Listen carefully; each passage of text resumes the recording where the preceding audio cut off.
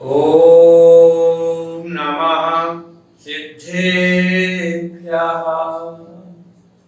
ओम नमः सिद्धेभ्यः।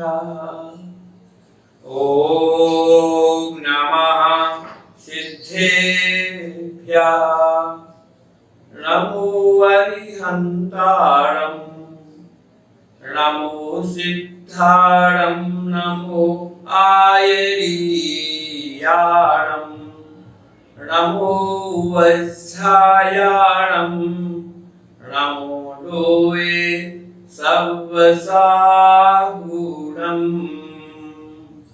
पंच परमेष्ठी भगवान की जय। परम पूज्य भाग्यराज सूरी महाराज की जय। संत शिरोमणि परम पूज्य आचार्य श्री विद्यासागर जी महामुनिराज की जय। एकी भाव स्तोत्र की जय। एकी भाव स्तोत्र की इस कक्षा में आप सभी महानुभावों का हार्दिक स्वागत एवं अभिनंदन। सभी बंधुओं को जय जिनेन्द्र। आज हम एकी भाव स्तोत्र के पद्य क्रमांक 13 का अध्ययन करेंगे और इस 13वें पद्य के माध्यम से इसमें वर्णित भावों के सरोवर में स्नान करेंगे। चलिए पद्य क्रमांक 13 निकालें और अलग अलग शब्द अथवा शब्दांशों का उच्चारण सीखें और बाद में मिलाकर के हम इसका पाठ कैसे करना है, कैसे संपूर्ण छंद का पाठ करना है सस्वर रूप में, वह भी सीखेंगे।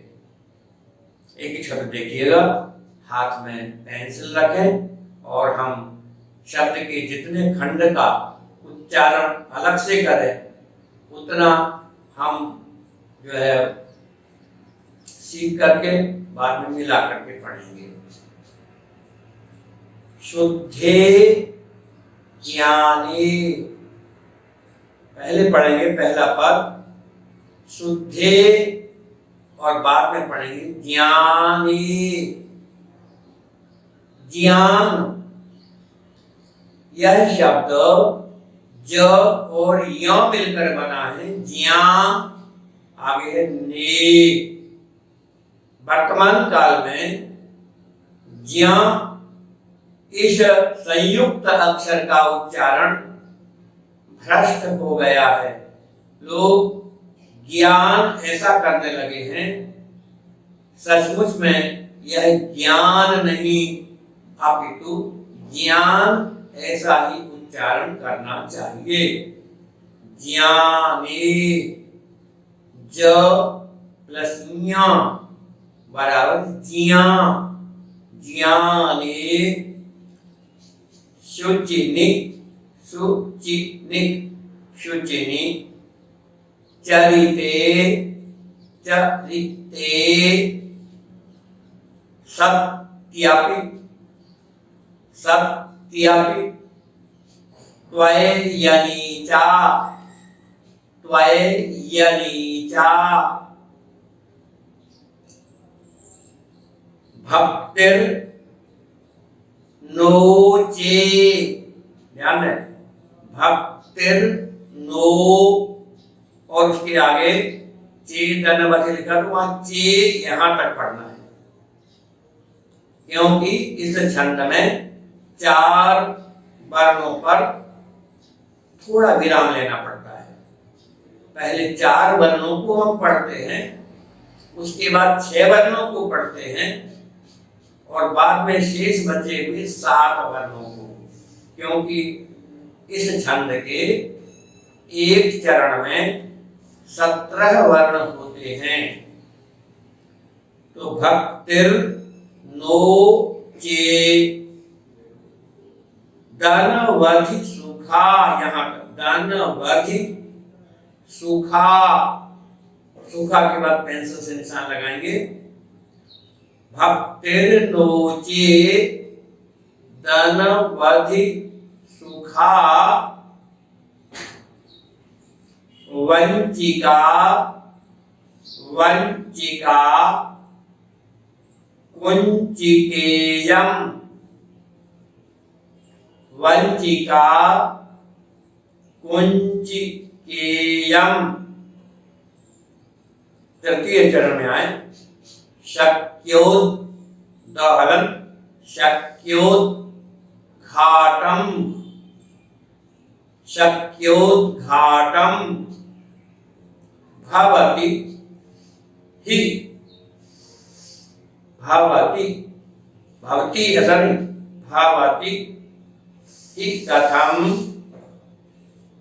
मुक्ति कामस्य पुंसो मुक्ति कामस्य पुंसो मुक्तिद्वारम मुक्तिद्वारम परिदृढ़ परिदृढ़ महामोह मुद्रा मुद्रा कवाटम। हमने अलग अलग शब्दों को पढ़ा, अब हम गाकर के पूरे छंद को पढ़ेंगे। शुद्धे ज्ञाने शुचिनिचरिते सत्यपित्वयनीचा। यहाँ हमने ध्यान देना था सत्यापित, इसके बाद त्वय जो लिखा था उसका हलंत तकार पी के साथ जोड़कर पढ़ते हैं सत्यापित त्वयनीचा। गौर करें शुद्धे ज्ञाने शुचिनिचरिते सत्यापित त्वयनीचा भक्तिर्लोचे तनवति सुखा वंचिका कुंचिकेयम। पुनः देखें दोनों चरणों को। शुद्धे ज्ञाने शुचिनिचरिते सत्यपित्वयनीचा भक्तिर्नोचे धनवधि सुखा वंचिका कुंचिकेयम। शक्योद्घाटम भवति कथम मुक्ति कामस्य पुंसो। ध्यान दें, पुनः देखें, साथ साथ भी पढ़ सकते हैं आप। एक बार पहली बार ध्यान से सुन ले और दूसरी बार साथ में बोले। शक्योद्घाटम भवति कथम मुक्ति कामस्य पुंसो मुक्तिद्वारम परिदृढ़ महामोहमुद्रा कपाटम। ध्यान से सुने। मुक्तिद्वारम परिदृढ़ महामोहमुद्रा कपाटम। किन्हीं किन्हीं पुस्तकों में परिदृढ़, यहाँ ढ ढक्कन का है, उसके नीचे किन्हीं किताबों में हिंदी भाषा के अनुकरण पर नीचे भी बिंदी लगा दी है। एक ध होता है, एक र होता है। संस्कृत भाषा में र यह ध्वनि नहीं है, ऐसे ड परंतु र नहीं है। अर्थात ये जो ड के नीचे बिंदी आती है, ध ढक्कन के नीचे बिंदी आती है, तो ये बिंदी वाली ध्वनियां संस्कृत भाषा में नहीं है। तो परिदृढ़ ऐसा पढ़ना है, परिदृढ़ दृढ़ नहीं पढ़ना है, परिदृढ़ ढ ढक्कन ढ पढ़ना है। अगर आपकी पुस्तक में ढ के नीचे बिंदी हो तो उसे हटा दें, संस्कृत में नहीं होते हैं ये वर्ण। अब देखें यहाँ पर कोई पदच्छेद, शुद्धे ज्ञाने अपने आप में स्वतंत्र पद हैं, शुचिनी चरिते, सत्यपि, यहाँ दो पद हैं, सति और अपि। सति अपि ई को य हुआ तो बन गया सत्यपि। त्वयि यनीचा, यहाँ पर भी दो पद हैं, त्वयि यनीचा, त्वयि प्लस अनीचा, त्वयि त्वा यह छोटी एक की मात्रा, त्वयि अनीचा मिलाकर हुआ त्वयि अनीचा। एक या तो पहले था ही था और या के बाद जो ई थी उसके स्थान में भी यह हो गया और उसमें अनीचा आ उसमें मिल गया। त्वयि प्लस अनीचा बराबर हुआ त्वयि अनीचा। भक्तिर्नो, यहाँ भी दो पद हैं, भक्ति ही विसर्ग, फिर नो विसर्ग को र हुआ है, इसे रुत्वा संधि कहते हैं। चेदनवधि, यहाँ पर भी चेत प्रथम पद है, चेत, फिर है अनवधि, अनवधि।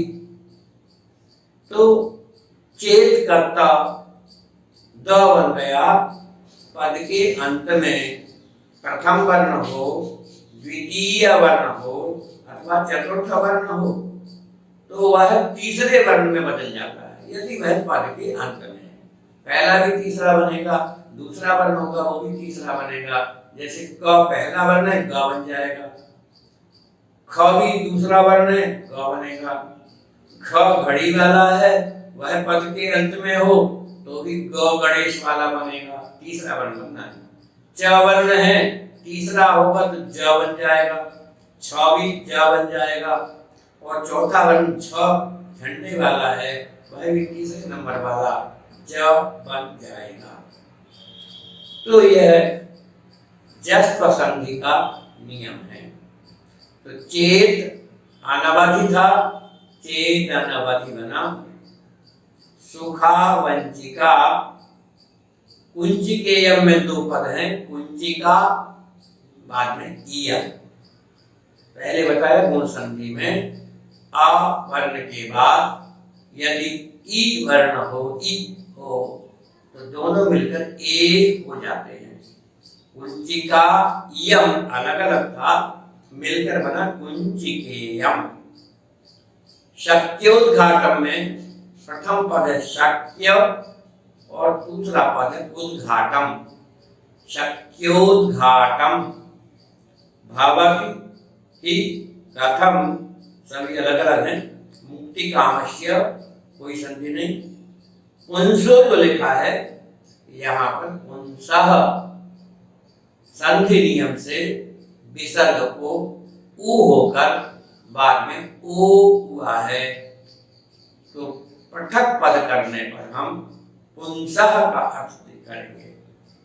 मुक्ति द्वारम परिदृढ़, परिदृढ़ महामोह मुद्रा कपाटम, ये सब पद पहले से ही अलग अलग हैं। शब्दों के अर्थ देखें। यहाँ पर हे नाथ, हे देव, हे स्वामी आदि शब्दों को आप प्रारंभ में ले सकते हैं, मूल पद्य में नहीं है। शुद्धे अर्थात निर्मल, शुद्ध, ज्ञानी ज्ञान के, है ना।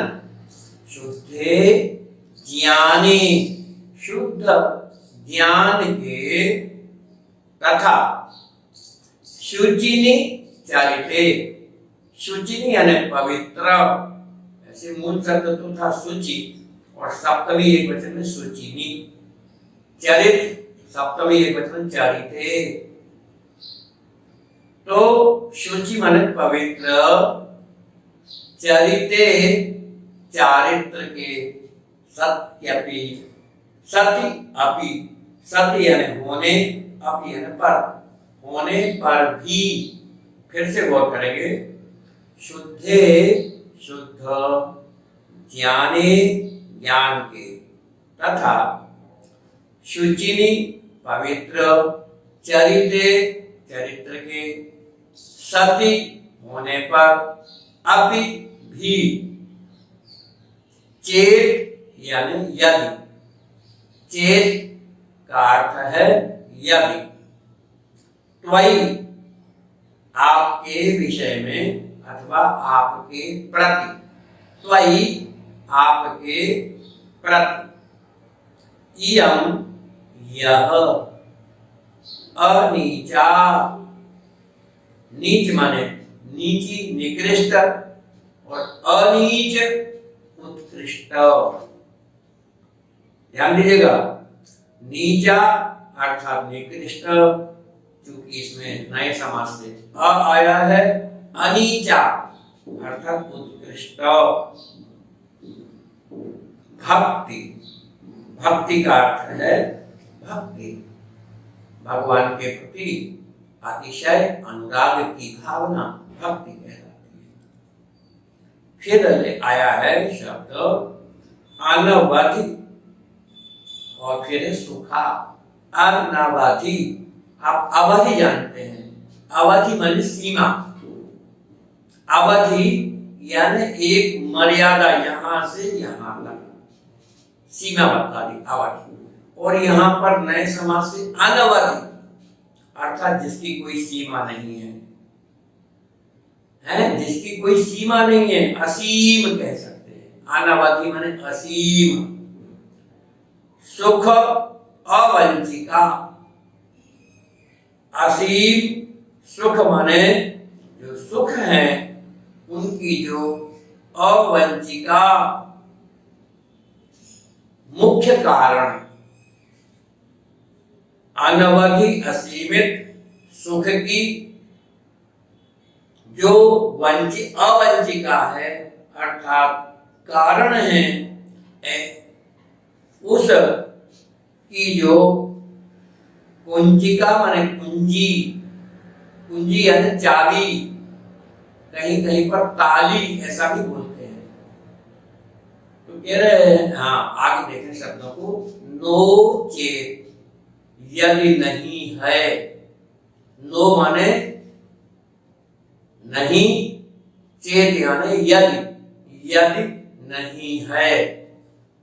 एक शब्द ही खलु ननु नूनम आदि ऐसे शब्द हैं संस्कृत के जो कविता में छंद पूर्ण करने के लिए मात्राओं की संगति के लिए और जो नियम है कि 17 वर्ण होना चाहिए उनको पूर्ण करने के लिए च पद को च एव ही नूनम आदि शब्दों को जोड़ा जाता है और ही इस शब्द का अर्थ है निश्चय ही। आगे लिख रहे हैं मुक्ति कामस्य मुक्ति की कामना करने वाले व्यक्ति के मुक्ति कामस्य मुक्ति की कामना करने वाले पुंसः मनुष्य के। लिख लिए होंगे आपने अर्थ परिदृढ़ महामोह मुद्रा कपाटम अलग अलग शब्दों कह देते हैं। परिदृढ़ परिदृढ़ का अर्थ है अत्यंत मजबूत। महामोह अर्थात जो मोह संसार के समस्त जीवों को है उस मोह रूपी मुद्रा यानी मोहर बंद मुद्रा सील बंद कवाटम कवाटम माने किवाड़ किवाड़ जिसमें लगे हैं कवाट माने किवाड़। तो पुनः पूरे पद का अर्थ होगा हमने अलग अलग शब्दों का अर्थ बताया। परिदृढ़ अत्यंत मजबूत, महामोह महान मिथ्यात्व,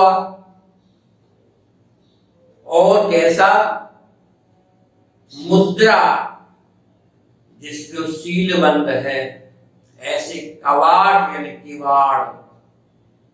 किवाड़ आप जानते जिसमें दो पल्लड़ होते हैं, वे किवाड़। कवाड़ जो यहाँ लिखा है, और इसी अर्थ में कपाट शब्द भी आता है। अधिक प्रसिद्ध तो कपाट है, पर यहाँ कवि ने मधुर शब्द कवाट दिया है। तो पूरे पद का अर्थ होगा अत्यंत मजबूत, महामोह रूपी, मोहरबंद ताले से, मोहरबंद जो ऐसा ताला है उस ताले से युक्त किवाड़ जिसमें लगे हुए हैं। ऐसे मुक्ति द्वारम, मुक्ति रूपी द्वार को कथम एवं किस प्रकार शक्योद्घाटम खोलना संभव है, अर्थात संभव नहीं है। क्या यहां बता रहे हैं? शब्दों के अर्थ आपने देख लिए। यहां भगवत जिनेंद्र के प्रति भक्ति, और भक्ति अर्थात सम्यक दर्शन है।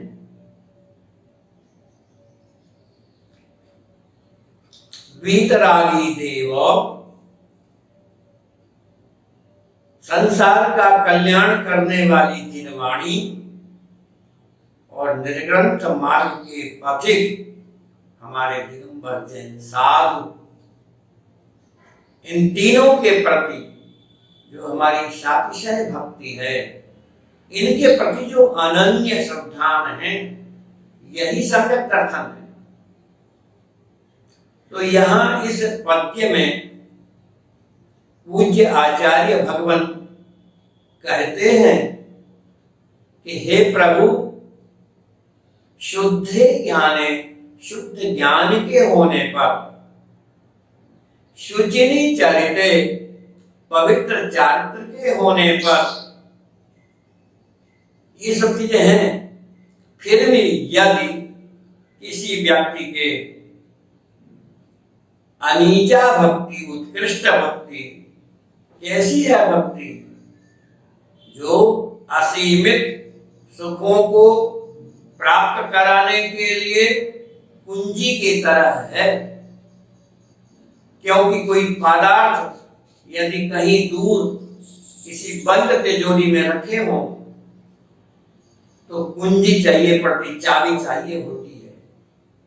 तो तिजोरी की अनुपम लक्ष्मी को प्राप्त करने के लिए जैसे कुंजी कारण होती है, चाबी आवश्यक होती है, उसी प्रकार असीमित सुख रूपी खजाने को प्राप्त करने के लिए भक्ति रूपी चाबी की आवश्यकता है।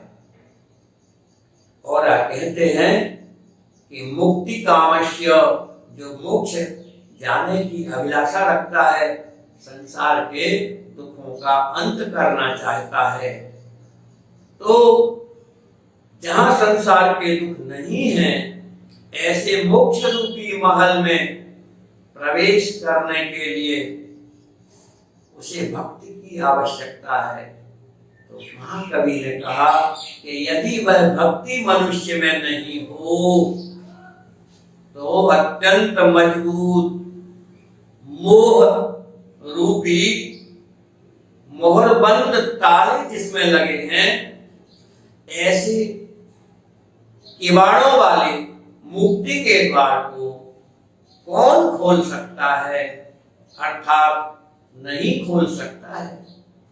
भक्ति के महात्म का चित्रण करते हुए पूज्य आचार्य श्री ने कहा, सम्यक ज्ञान भी है, चारित्र भी है, पर यदि भगवत जिनेंद्र के प्रति भक्ति नहीं है, अर्थात सम्यक दर्शन नहीं है, तो सम्यक दर्शन के नहीं होने पर मात्र कोरा ज्ञान, मात्र केवल ऊपरी चारित्र यह मोक्ष रूपी महल में पहुंचाने के लिए समर्थ नहीं है। जैसा कि आप लोगों ने पंडित दौलत राम द्वारा विरचित हिंदी भाषा का सरल समयसार अर्थात छैढाला पुस्तक में आपने पढ़ा, मोक्ष महल की प्रथम सीढ़ी या विज्ञान चरित्रा। कहते मोक्ष महल की प्रथम सीढ़ी सम्यक दर्शन है, और सम्यक दर्शन का स्वरूप है देव शास्त्र गुरु के प्रति अनन्य भक्ति, अनन्य अनुराग। देव शास्त्र गुरु के प्रति हमारी अंतरंग से जो श्रद्धा है, विश्वास है, वही सम्यक दर्शन कहलाता है।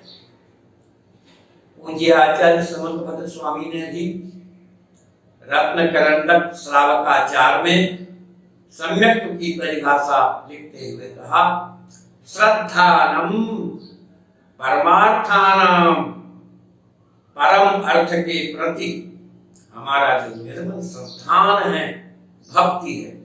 परम अर्थ कौन? आप्तागम तपोघृताम, आप्त सच्चे देव, आगम सच्ची जित, सच्चे शास्त्र, तपोघृत वीतरागी मुनिराज, इनके प्रति जो हमारा श्रद्धान है, विश्वास है, भक्ति है, उसी का नाम सम्यक दर्शन है। तो यहाँ कहा कि हे प्रभु, किसी व्यक्ति में कितना भी ज्ञान क्यों ना हो, कितना भी वह चरित्र का पालन करता हो, परंतु जिनेंद्र भगवान के प्रति यदि भक्ति नहीं है तो उसका ज्ञान और चारित्र किसी काम का नहीं है, व्यर्थ है। वह मुक्ति रूपी द्वार में लगे हुए मोहरबंद तालों को नहीं खोल सकता है। तो दो तीन बातें इस पद्य में विशेष बताई गई हैं कि शुद्ध ज्ञान निर्मल चरित्र के होने पर भी यदि भक्ति नहीं है, यानी सम्यक तो नहीं है, तो वह पूरा ज्ञान, पूरा चारित्र सम्यक से जो हीन है, वह किसी प्रकार से कारगर नहीं है, प्रभावशील नहीं है। और फिर ये बताया कि जिस भक्ति की बात कही वह नहीं है तो भक्ति कैसी है? अनवधि सुखा वंचिका कुंचिका। यह जो भक्ति है वह असीमित सुखों की कारणभूत ऐसी कुंजी है, असीमित सुख रूपी तिजोरी में लगे हुए तालों की चाबी है भक्ति। अर्थात भक्ति के द्वारा ही असीमित सुख हमें प्राप्त होते हैं। और यह बात भी बताई गई है कि हम सब मोक्ष की कामना करते हैं, क्यों नहीं हो पाता है मोक्ष? तो कहा अत्यंत मजबूत महामोहनीय कर्म के कारण से यह मनुष्य सच्चे तत्व सिद्धांत से वंचित रहता है। और जब तक मोह रूपी मजबूत ऐसे जो ताले हैं लगे हुए जिसमें उन किवाड़ों को नहीं खोलेगा, अर्थात जब तक हमारा मिथ्यात्व दूर नहीं होगा तब तक मुक्ति द्वार के कपाट खुल नहीं सकते। आइए हम भगवान जिनेंद्र देव के इस भक्ति भरे एक ही भाव स्तोत्र के भावों के माध्यम से अपनी मिथ्यात्व कर्म का नाश करें और भगवत जिनेंद्र के प्रति ऐसी भक्ति रखें जो भक्ति असीमित सुखों की तालों को खोलने के लिए कुंजी के समान है। उस भक्ति के द्वारा मुक्ति द्वार के कपाटों का उद्घाटन करें और मोक्ष को प्राप्त करें और अपने दुखों का अंत करें। हे परम परमात्मा, हमारे अंदर ऐसी भक्ति आपके प्रति हमेशा बनी रहे ताकि मैं अपने संसार के समस्त दुखों को दूर करते हुए और परम आनंद के धाम ऐसे मोक्ष को प्राप्त कर सकूं। इस भक्ति के माध्यम से संपूर्ण विश्व का कल्याण हो और संपूर्ण प्रकार के कष्टों का अंत हो, इसी कामना के साथ आप सभी एक ही भाव स्तोत्र के पाठ करने वाले महानुभावों को सादर जय जिनेन्द्र। अगली कक्षा में पुनः हम मिलेंगे।